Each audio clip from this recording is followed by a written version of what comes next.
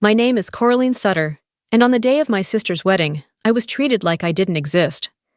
The venue was a sunlit vineyard estate in Sonoma, all white canopies and picture-perfect roses, a setting my family had gushed over for months. I hadn't been part of the planning, nor had I been asked to arrive early for family portraits. My invitation came late, without a +1, and my name was spelled wrong. When I arrived alone, wearing the navy sheath dress my sister once called too serious, no one came to greet me. Not Savannah, the bride, not our parents. Certainly not Morton Hallbridge, her soon-to-be father-in-law, who glanced at me from across the terrace and turned away with a dismissive shrug, as if I were catering staff who'd overstepped. I wasn't surprised. In this family, absence had become my most consistent role. They thought they knew who I was, quiet, distant, unmarried. They assumed I was still fumbling through jobs, still that oddball who didn't belong in group chats or Christmas cards. I stayed silent, like I always did. But I didn't come to be seen. I came because one man was about to walk into this wedding, one man who would change the atmosphere with a single gesture. A man in a judicial robe who, before anything else, would stop, look at me, and bow. And in that moment, they would all realize I was never invisible. They had simply looked away. The wedding invitation arrived 2 weeks before the date, tucked inside a cream envelope with gold embossing, addressed simply to Miss Coraline Sutter. Not even my name was right. No call from my sister, no message, just the envelope, as if sent out of obligation, like they'd realized too late they couldn't leave me off the guest list completely. I held it in my hands for a full minute, debating whether to throw it away. Then I tucked it into my drawer with the expired coupons and jury summons I'd never responded to. I wasn't going to beg to be included in a celebration that was already decided without me. Still, I showed up. I showed up because there's something about watching people misread you, misunderstand you for so long, that makes the reveal more satisfying when they finally realize they were wrong. Savannah had always been the glittering one.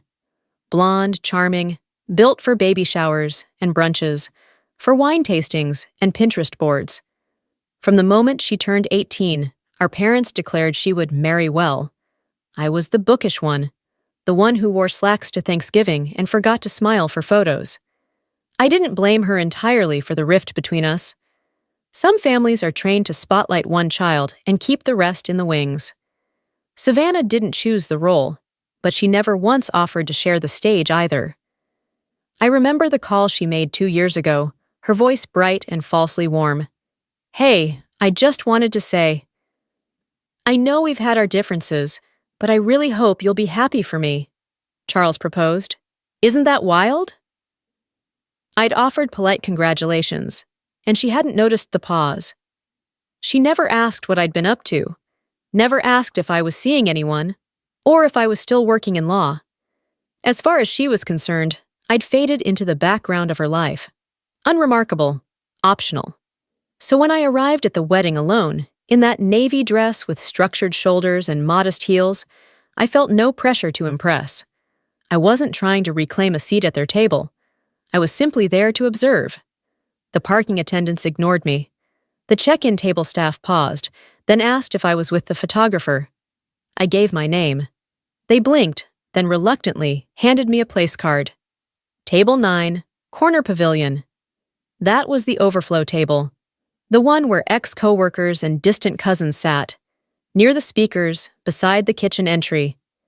It was a place for people no one remembered.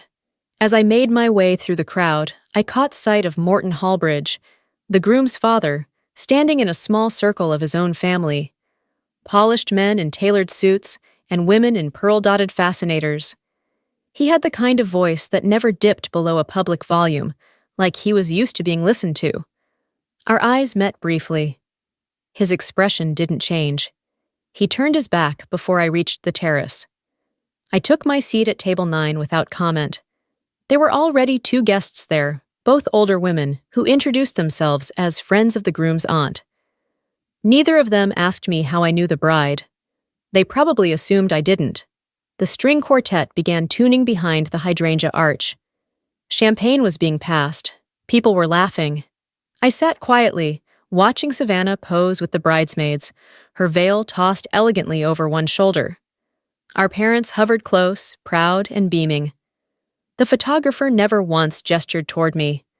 It was strange how calm I felt, like a guest at a performance I'd already seen the ending to. They had written me out of this script so thoroughly, so deliberately, they didn't even realize I was holding a pen of my own. Dinner was plated and served with choreographed grace. I moved through the motions, salad fork, polite smile, sip of wine, with the practiced ease of someone who's had years of practice pretending not to hear what's said across the table. "Is that the sister?" I heard one of the groom's cousins murmur behind a napkin. "The one who never married?" "She looks older than I expected." It wasn't meant for me to hear, but they didn't lower their voices enough, and truthfully, I didn't care. There was a time when I would have flushed, made myself smaller. Now I simply adjusted my posture and raised my wineglass, letting their gaze meet someone unbothered. At the head table, Savannah was radiant under the canopy lights. She leaned toward Charles with a rehearsed laugh, her smile trained perfectly for photos. From where I sat, she looked like someone who had worked hard to build a life that photographed well. Between courses, a few guests circulated. One, a woman with coral lipstick and an overconfident tone, stopped at my table and asked, "So, how do you know the bride?" I smiled. "She's my sister." "Oh." Her brows lifted slightly. "And what do you do?" Before I could answer, Savannah appeared. Timed, perhaps, or just unfortunate. She draped an arm lightly around the woman's shoulders and said with a chuckle, "Cora's always been the mysterious one. She dabbled in law for a bit, didn't you, sis?" I looked at her. She hadn't called me Cora since college. "I still work in law," I said. Savannah blinked, that tight smile flickering for a fraction. "Oh, right. She's very private. She does, well, it's complicated work." The coral lipstick woman nodded vaguely and turned to ask someone about the signature cocktail. Savannah didn't meet my eyes before slipping away again. It was always like that. Half-truths and polite evasions, the art of saying enough to dismiss me without sounding cruel. To outsiders, she was just managing a difficult sibling. To me, she was scrubbing me out of her narrative, one wedding guest at a time. And yet none of them knew. None of them knew that I'd spent the last 12 years not only practicing law, but quietly rising through its most cloistered corridors. I'd clerked for a federal judge at 28. I'd been recruited into the Office of Special Counsel for Judicial Integrity by 32. Now, I served as a lead legal analyst and advisor for multi-district litigation involving federal oversight. Cases so sensitive most of them weren't printed in newspapers. But those were not the kinds of jobs you wrote on Instagram bios. There were no champagne toasts or LinkedIn posts with ring lights. My work happened in rooms where cameras weren't allowed, where silence was currency. So yes, I let them think I was dabbling. I let Savannah perform her little rewrite of me because I'd long stopped trying to edit the version of me she told the world. But what she didn't know, what none of them knew, was that someone else was coming to this wedding, someone who'd been my mentor, someone whose name made defense counsels flinch and entire panels quiet. And when he arrived, the story Savannah had rehearsed for so long would collapse in a single nod, and she wouldn't be able to curate what came next. I hadn't always planned to disappear from family view, but somewhere between law school graduation and my first federal clerkship, I realized it was easier to work in silence than to defend my choices to people who never really asked. At 28, I landed a coveted clerkship under Judge Maxwell Lorne in the U.S. District Court. He was notorious for being exacting, brilliant, and merciless with attorneys who came unprepared. But he respected precision. He valued restraint. I gave him both. By the end of my term, he offered to bring me into his personal advisory staff. "You have the kind of mind that doesn't need the spotlight," he said. "That's rarer than you think." So while Savannah posted engagement photos from Lake Como and birthday brunches with hashtags, I buried myself in multi-state legal frameworks, white-collar fraud litigation, and confidential briefings. Eventually, I transitioned into the Federal Judicial Oversight Group, a small but powerful unit formed to advise on judicial integrity and review financial misconduct within legal systems. Most people didn't even know it existed. That was the point. I worked behind double-locked doors, burned through redacted files at 3 a.m., wrote memos that reached Senate desks under other names. And once, just once, I worked a case tied indirectly to Morton Hallbridge. Not directly, not in name, but his fingerprints were buried deep in a financial trail connecting a risk management group to a shell entity that had funneled assets out of a failed pension fund. The fund's collapse cost 3,000 retirees their monthly income. The trail was cold by the time we got to it, swept clean by expensive lawyers and NDAs. But I saw the traces, enough to know who had advised the laundering operation in its early phases. Morton Hallbridge's name never made the indictment list, but Judge Lorne's chambers discussed him, quietly and only in passing. We never said a word about it publicly. That was the nature of the work. We didn't pursue headlines. We made sure the machinery of justice didn't rust in the dark. It never occurred to me back then that I'd someday be standing near that same man, sipping mediocre Chardonnay at my sister's wedding, and hearing him say, "I always told Charles to marry someone from a family with ambition. You can't build empires with women who don't understand legacy." He didn't know I was standing behind him, or maybe he did. Maybe he didn't care. I simply walked past, placed my empty glass on a passing tray, and said nothing. I didn't need him to know who I was, because someone else already did. Earlier that week, Judge Lorne had emailed me. It was a single line. "I hear you'll be attending the Hallbridge wedding. I may stop by briefly after my panel. It'll be good to see you outside the courthouse." I hadn't replied. He never needed confirmation. If he said he might appear, he would. And unlike everyone else in that room, Judge Lorne didn't measure worth in small talk or social polish. He'd once told me, "There's power in being underestimated. Just don't let them mistake silence for absence." So I let Savannah keep telling her version of the story. Let Morton posture like the architect of some grand financial dynasty, because the version of me they'd erased was about to come roaring back, quietly and with more authority than any toast or seating chart could offer. The toast had just ended when he arrived. Judge Maxwell Lorne didn't wear a robe, but he didn't need one. He walked through the crowd like gravity moved around him, unhurried, deliberate, and immediately noticed. Conversations dimmed, people turned. He saw me and came straight toward table 9. When he stopped in front of me, he gave a slight bow, not dramatic, but unmistakable. "Miss Sutter," he said, his voice steady, low. "It's been too long." I stood, nodded. "Judge, I heard your analysis brief on the consolidated ethics case went into national circulation," he said. "Well done. I quoted you in D.C. last month." The words weren't loud, but they didn't need to be. Morton Hallbridge, Savannah's new father-in-law, was standing just feet away, holding a glass of champagne that now trembled slightly. His face had stiffened.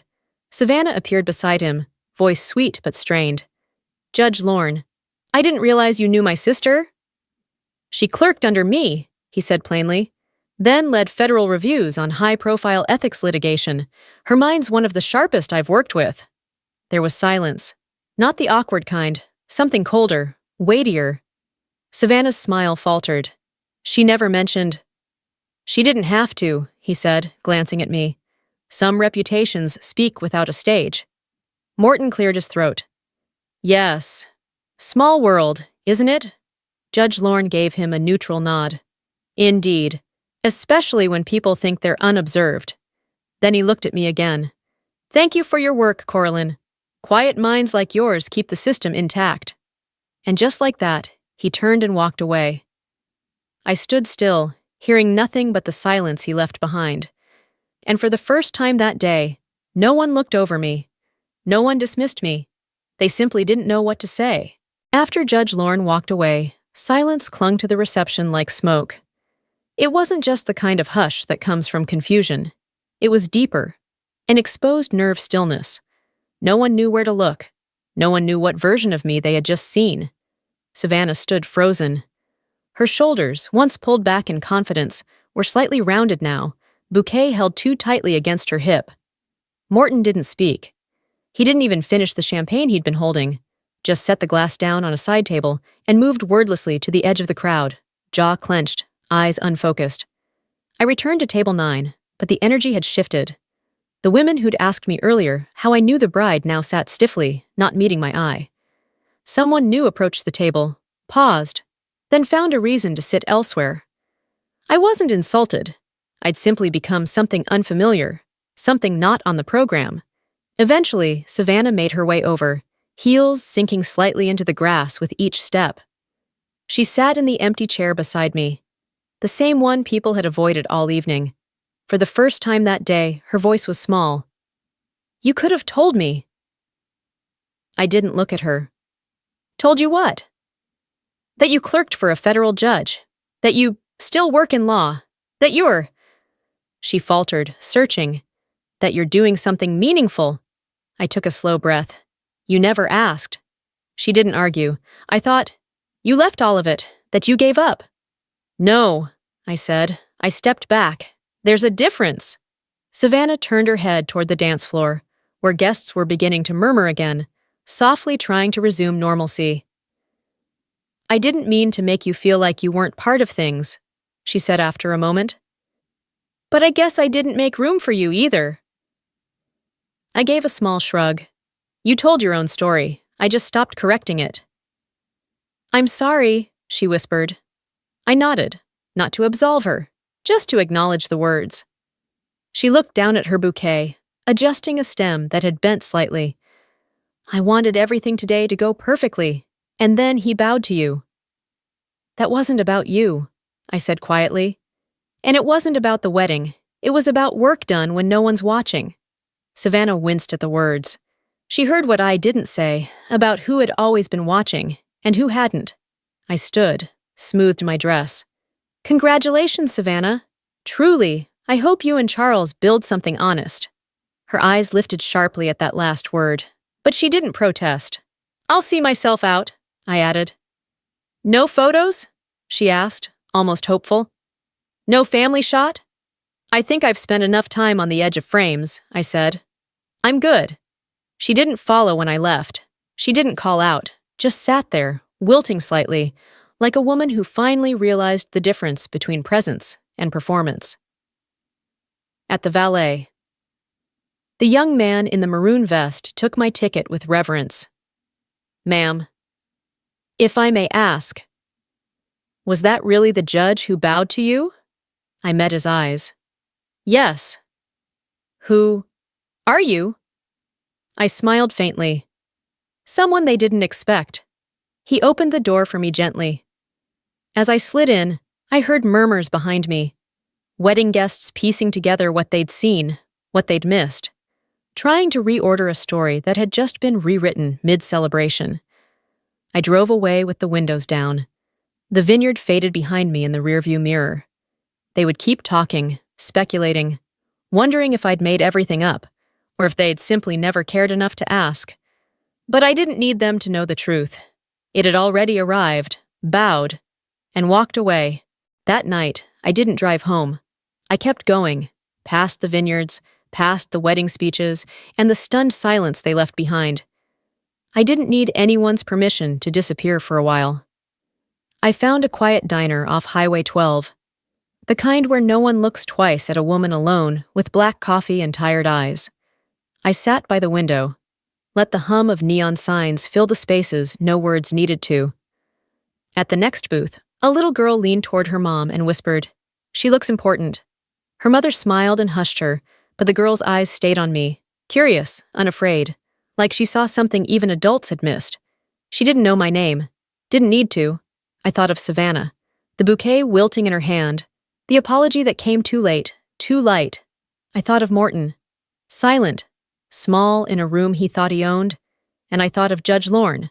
No headlines, no applause, just a bow, just truth. They had all seen me now, but none of that changed who I was.